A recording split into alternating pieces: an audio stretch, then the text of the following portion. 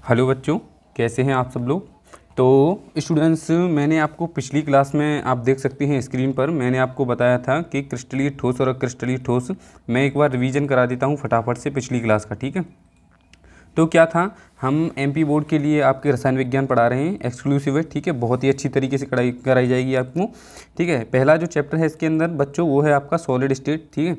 इसमें मैंने first heading लाई थी आपको परिचय। परिचय क्या कहता है कि ठोसों के लक्षण जो होते हैं बच्चों असंपीड़ित होते हैं, यानी कि हम इन्हें दबा नहीं सकते। दूसरे ये दृढ़ होते हैं, ठीक है। तीसरा है ठोस पदार्थों के जो परमाणु होते हैं बच्चों वो कैसे होते हैं, सघन, यानी कि पास पास होते हैं, बहुत ज़्यादा इनके बीच में कोई भी जगह नहीं पाई जाती है। आप यहाँ पर देख सकते हैं मैं बना रहा हूँ, ठीक है। और उसके बाद बताया था कि ये प्रबल बंधों द्वारा बंधे रहते हैं, यानी कि मान लीजिए ये ठोसों के अणु हैं, इनके बीच में जो बंध पाए जाते हैं बच्चों वो बहुत ही ज़्यादा प्रबल होते हैं, ठीक है। यानी कि इन्हें आसानी से हम तोड़ नहीं सकते। उसके बाद स्लाइड नंबर 2 में बताया था कि ठोसों के लक्षण, हम कैसे ठोसों को पहचान सकते हैं। तो मैंने बताया था बच्चों आपको कि ये निश्चित ज्यामिति और द्रव्यमान, आयतन और व आकार के होते हैं, ठीक है। इनके बीच की जो अंतराणविक दूरियां वो जो होती हैं वो बहुत कम होती हैं। वो इस वजह से होती हैं क्योंकि बच्चों इनके अंतर जो अंतराणविक दूरियां होती हैं वो कम क्यों होती हैं, क्योंकि इनके बंध जो होते हैं बच्चों वो कैसे होते हैं, प्रबल होते हैं। आप जहाँ पर देख सकते हैं मैंने बना दिया है, अंतराणविक दूरियां कैसी होती हैं, कम, इस वजह से बंध भी प्रबल होते हैं। और बंध प्रबल होने की वजह से ही हम कह सकते हैं कि यहाँ पर अंतराणविक दूरियां कम होती हैं। उसके बाद मैंने बताया था बच्चों आपको ठोसों का वर्गीकरण, ठीक है। ठोसों का वर्गीकरण, हम ठोसों को क्रिस्टलीय तथा जो अवयवी कण हैं उनके आधार पर हम दो भागों में विभाजित कर सकते हैं। पहला है बच्चों आपका क्या, अक्रिस्टलीय ठोस, और दूसरा था आपका क्रिस्टलीय ठोस। तो क्रिस्टलीय ठोस की मैंने आपको दो प्रॉपर्टीज़ बताई थी, दो गुण बताए थे कि किस तरीके से हम क्रिस्टलीय ठोस की पहचान कर सकते हैं, ठीक है। क्रिस्टलीय ठोस निश्चित ज्यामिति व आकार के होते हैं, ये मैंने आपको बता दिया था, ठीक है बच्चों। उसके बाद मैंने आपको बताया था यह निश्चित और अभिलाक्षणिक ताप पर पिघल जाते हैं। कहने का मतलब ये है यहाँ पर मेरे प्यारे बच्चों, जैसे कि आप समझिए यहाँ पर ये एक ठोस है, ठीक है। ये कोई ठोस है, मैं बना रहा हूँ, ठीक है, वॉयलेट कलर है ये। तो आप देख सकते हैं यहाँ पर अगर मैं इसको तापमान, मैंने मान लिया, मैंने ले लिया लोहा, ठीक है। ये लोहे का टुकड़ा है, ये क्या है, आयरन पीस है, आयरन पीस, ठीक है। क्या है, आयरन पीस है ये, ठीक है। अब इसको मैं एक एक्सक्लूसिव यानी कि स्पेसिफिक तापमान दूंगा। मान लीजिए कि मैंने इसे तापमान दिया 450 डिग्री सेल्सियस, तो यह वह तापमान है जिस पर ये क्या होगा, पिघल जाएगा। अब ऐसा नहीं होगा कि मैं कहूँ कि ये जो है वो 450 से लेकर के 500 तक पिघलता है, ठीक है। इसके लिए रेंज नहीं होती है, एक पर्टिकुलर टेम्परेचर होता है जिस पर जा कर के ये मेल्ट हो जाता है। जैसे मैंने कहा पानी, तो मैं कहूँगा कि पानी 100 डिग्री सेल्सियस पर जा कर के उबल जाता है। तो ऐसा तो नहीं कहते कि हम 90 डिग्री सेल्सियस से लेकर के 110 डिग्री सेल्सियस तक उबलता है, ऐसा नहीं कहते। क्या कहते हैं कि एक पर्टिकुलर टेम्परेचर है इसके लिए, वो क्या है आपका 100 डिग्री सेल्सियस पर पिघल जाता है, ना कि एक रेंज है, ठीक है। रेंज नहीं चलेगी यहाँ पर, किसके लिए, क्रिस्टलीय ठोसों के लिए। आगे बढ़ते हुए बच्चों स्लाइड नंबर 4 में मैं आपको बताऊंगा इसकी थर्ड प्रॉपर्टी। क्रिस्टलीय ठोसों की थर्ड प्रॉपर्टी क्या है बच्चों, वो है आपकी, यानी कि लिखना है इसको, इसमें आपको क्रिस्टलीय ठोसों को तेज धार वाले औजारों से काटने पर, लिखेंगे मेरे साथ, क्रिस्टलीय ठोसों को, क्रिस्टलीय ठोसों को तेज धार वाले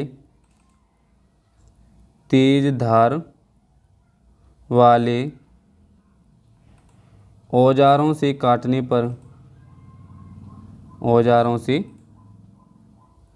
काटने पर यह दो टुकड़ों में व्यक्त हो जाते हैं। यह दो टुकड़ों में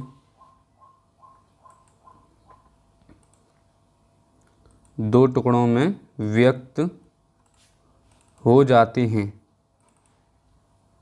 दो टुकड़ों में व्यक्त हो जाते हैं। यानी कि जब आप किसी क्रिस्टलीय ठोस को बीच से आप तेज धार वाले औजार से काटोगे तो आप देख सकते हैं, तो ये मैंने एक तेज धार वाला औजार ले लिया है। जब आप इसे काटोगे तो ये एक परफेक्ट शेप, यानी कि ये नहीं है कि आपने देखा होगा कि जैसे मैंने बताया मिरर, ठीक है, जैसे मिरर शीशा, कांच, ठीक है, शीशा है, ठीक है। जब शीशे में आप मान लीजिए जब आप इसे काटते हैं तो क्या होते हैं, इसके क्रिस्टल बन जाते हैं कुछ इस तरीके के, ठीक है। तो ये एक क्या हो गया कि तेज़ धार वाले औजारों से जब शीशे को काटोगे आप तो वह दो टुकड़ों में विभाजित नहीं होगा। लेकिन वहीं अगर मैं क्रिस्टलीय ठोसों के बारे में बात करूं तो क्रिस्टलीय ठोसों को जब बच्चों तेज़ धार वाले औजारों से काटते हैं तो यह दो टुकड़ों में व्यक्त हो जाते हैं, जो कि इस चित्र में बताया गया है आपको, ठीक है। इसका उदाहरण, क्रिस्टलीय ठोस का उदाहरण बच्चों क्या हो जाएगा आपका, हीरा, ठीक है, हीरा हो जाएगा आपका। आयनिक यौगिक जो होते हैं, आयनिक यौगिक वो भी क्या होते हैं, ठीक है, आयनिक यौगिक क्या होते हैं आपके बच्चों, क्रिस्टलीय ठोस होते हैं, ठीक है। ये था आपका क्रिस्टलीय ठोस के बारे में डिस्कशन। स्लाइड नंबर 5 पर बच्चों बढ़ते हुए मैं आपको हेडिंग डलवाऊंगा अक्रिस्टलीय ठोस, ठीक है, अक्रिस्टलीय ठोस, ठीक है। एनसीईआरटी भी साथ ही साथ आपको पढ़ते चलनी है, ठीक है। अक्रिस्टलीय ठोस तो क्या होते हैं बच्चों अक्रिस्टलीय ठोस, इसमें लिखना है आपको, इनकी आकृति असमान होती है, ठीक है, यानी कि हम कह सकते हैं ऊबड़ खाबड़ कुछ इस तरीके की, ठीक है।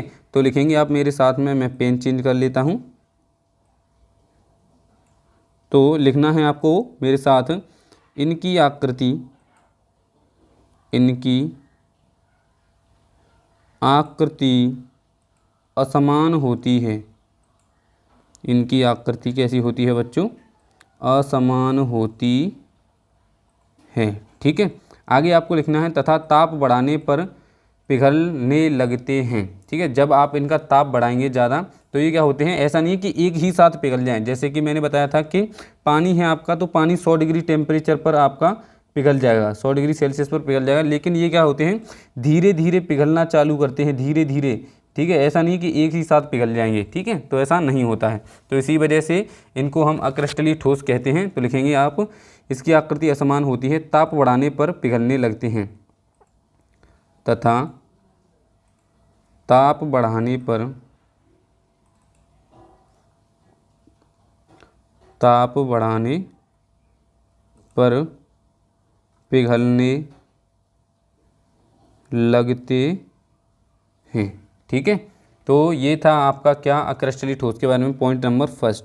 उसके बाद मैं डिस्कशन में लूँगा कि जब इनको तेज़ धार वाले औजारों से काटते हैं तो ये दो टुकड़ों में, यानी कि असमीत, मतलब कि तरह तरह के टुकड़ों में, कुछ इस तरीके से, कुछ इस तरीके से, कुछ ऐसे टुकड़ों में व्यक्त होते हैं, ठीक है। तो लिखेंगे तेज़ धार वाले औजार से काटने पर, तेज़ धार वाले औजार से काटने पर,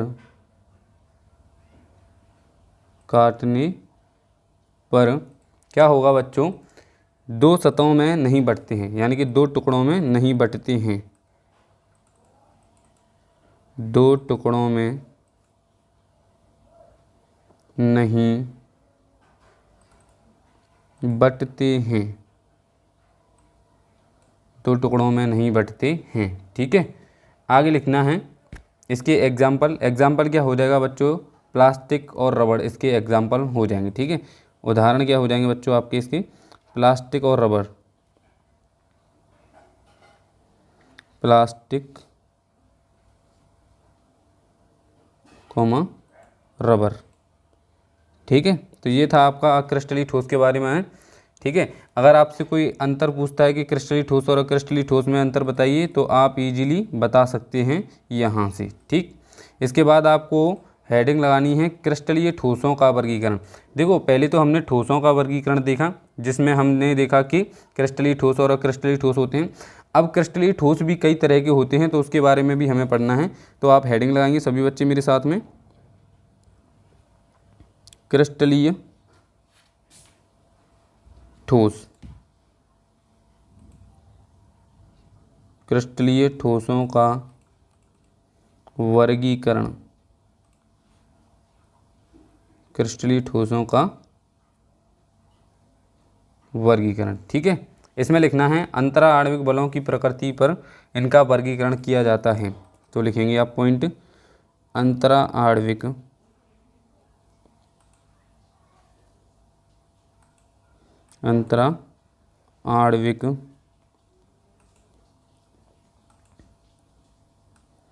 बलों की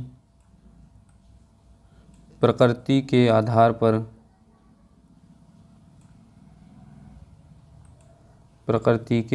आधार पर इनका वर्गीकरण किया जाता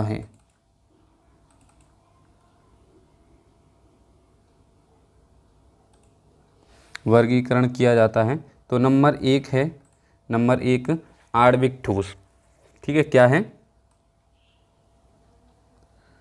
आणविक ठोस। ठीक, उसके बाद नंबर बी है आपका आयनिक ठोस।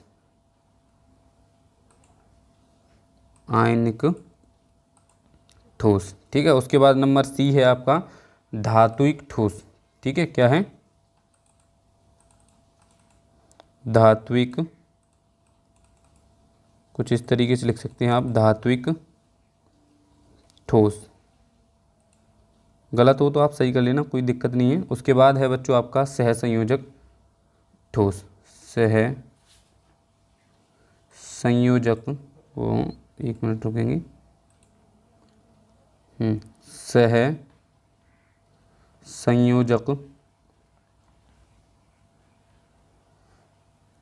सहसंयोजक ठोस। ठीक है, समझ में आया? अब हेडिंग लगानी है आपको। नंबर 1 है आपका आणविक ठोस।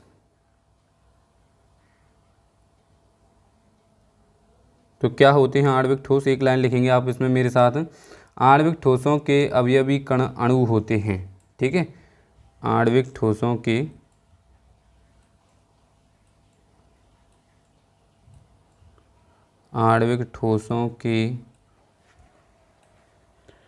अवयवी कण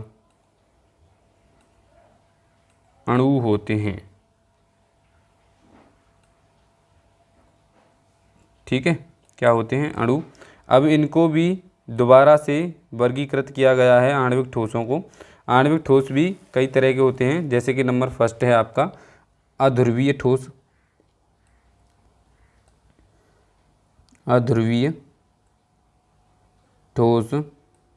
अध्रुवीय आणविक ठोस और ध्रुवीय आणविक ठोस। ठीक है, ध्रुवीय आणविक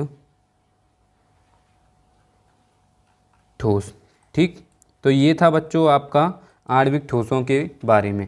इसके बाद मैं आपको बताने जा रहा हूँ आयनिक ठोस किसे कहते हैं।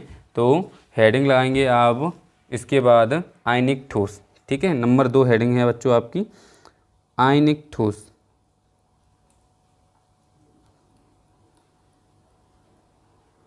तो क्या होते हैं आयनिक ठोस? मेरे साथ आपको लिखना है। आयनिक ठोसों के अवयवी कण क्या होते हैं? आयंस होते हैं। ठीक है, लिखेंगे आयनिक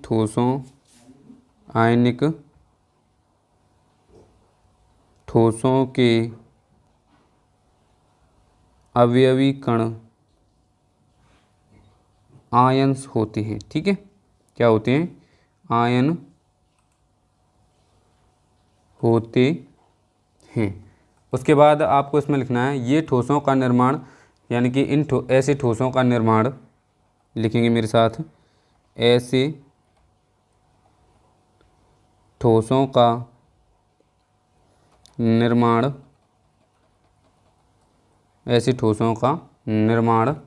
धनायनों और ऋणायनों के द्वारा होता है। धनायनों और ऋणायनों के द्वारा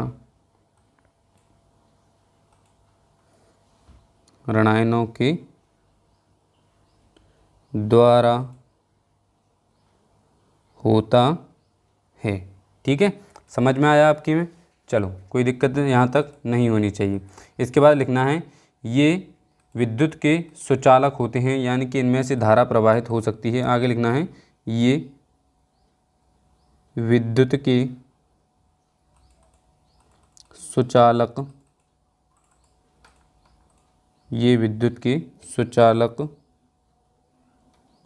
होते हैं। ठीक है, समझ में आया? तो ये था आयनिक ठोसों के बारे में। इसके बाद है बच्चों आपका नंबर 3 धात्विक ठोस। तो धात्विक ठोस क्या होते हैं, इसमें लिखेंगे आप धात्विक ठोसों के अवयवी कण समूह होते हैं। ठीक है, अवयवी कण इलेक्ट्रॉन के समूह होते हैं। ठीक है, तो लिखेंगे, हेडिंग लगाएंगे पहले तो धात्विक ठोस। अभी जो हेडिंग थी वो कुछ इस तरीके से लिखनी थी, धात्विक ठोस। ठीक है, इन्हें हम मेटेलिक सॉलिड कहते हैं, मेटेलिक सॉलिड। तो क्या होते हैं मेटेलिक सॉलिड, तो लिखेंगे धात्विक ठोसों के अवयवी कण।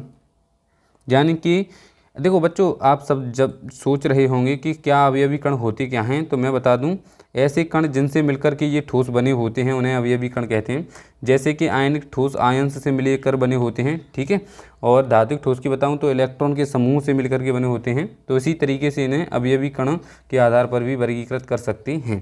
ठीक है, तो ये था आपका क्या आयनिक ठोस। अब मैं बताने जा रहा हूँ आपको धात्विक ठोस। तो क्या होता है धात्विक ठोस बच्चों, इसमें आपको लिखना है धात्विक ठोसों के अवयवी कण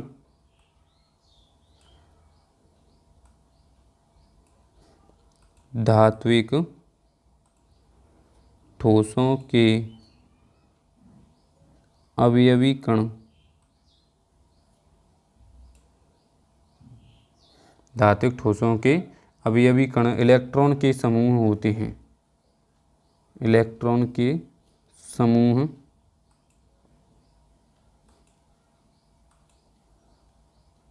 होते हैं। ठीक है, क्या होते हैं, इलेक्ट्रॉन के समूह। और आगे लिखना है ये विद्युत के सुचालक, ठीक है, या फिर चालक होते हैं। आगे लिखेंगे ये विद्युत के सुचालक होते हैं। ठीक है, सुचालक होते हैं। इनके गलनांक साधारणतः उच्च होते हैं। आगे लिखेंगे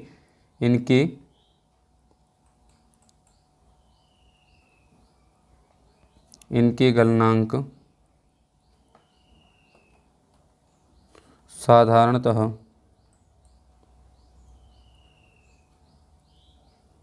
उच्च होते हैं। उच्च होते हैं।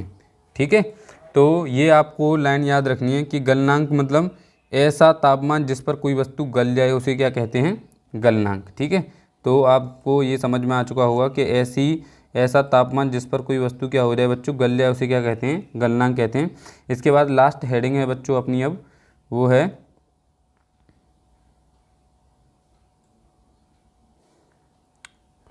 बच्चों आपकी क्या, सहसंयोजक ठोस। ठीक है, तो हेडिंग लगाएंगे सभी बच्चे, सहसंयोजक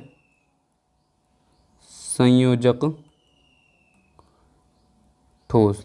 तो क्या होते हैं सहसंयोजक ठोस। ठीक है, तो लिखेंगे आप इसमें सहसंयोजक ठोसों के मध्य बंधों के कारण इनके विशाल समूह भी होते हैं। लिखना है आपको इसमें सहसंयोजक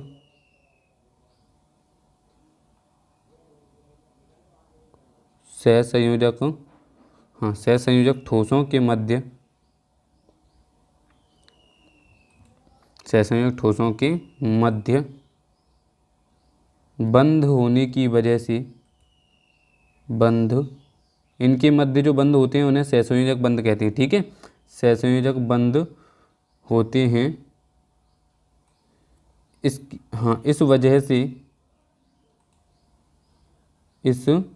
वजह से इनका आकार,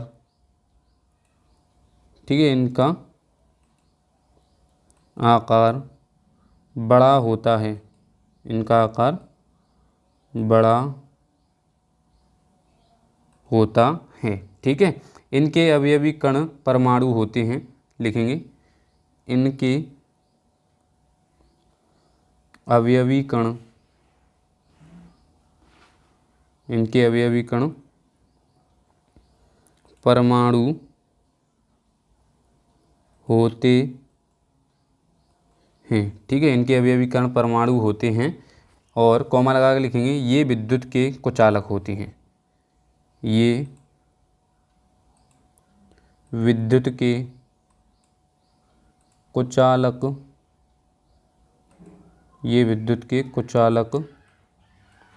होते हैं। ठीक है, यहाँ तक मेरे हिसाब से आपको कोई भी डाउट नहीं होना चाहिए। ये था ठोस क्रिस्टलीय ठोसों का वर्गीकरण। अब हम इसके बाद जो मेन टॉपिक है, जो इस टॉपिक की जान है, इस चैप्टर की जान है, उसे स्टार्ट करेंगे। तो बच्चों आपको अब पार्ट 3 के लिए वेट करना पड़ेगा। ठीक है, तो पार्ट 3 के लिए वेट करें जब तक आप पार्ट 2 को कई बार देखें, जिससे कि आपकी समझ में सब कुछ आ जाए। तो thank you so much video देखने के लिए, थैंक यू सो मच। ठीक है, और जिन बच्चों ने अभी तक चैनल को सब्सक्राइब नहीं किया है तो वो कर लें और घंटी के बटन को भी दबा दें, जिससे कि मैं अगर आपके लिए केमिस्ट्री की वीडियो लेके आऊँ तो आपको मालूम पड़ जाए कि सर केमिस्ट्री की वीडियो अपलोड कर चुके हैं और हमें उसे पढ़ना भी है। तो चलो बच्चों, आपसे अगली वीडियो में फिर मिलते हैं। Take care, bye bye.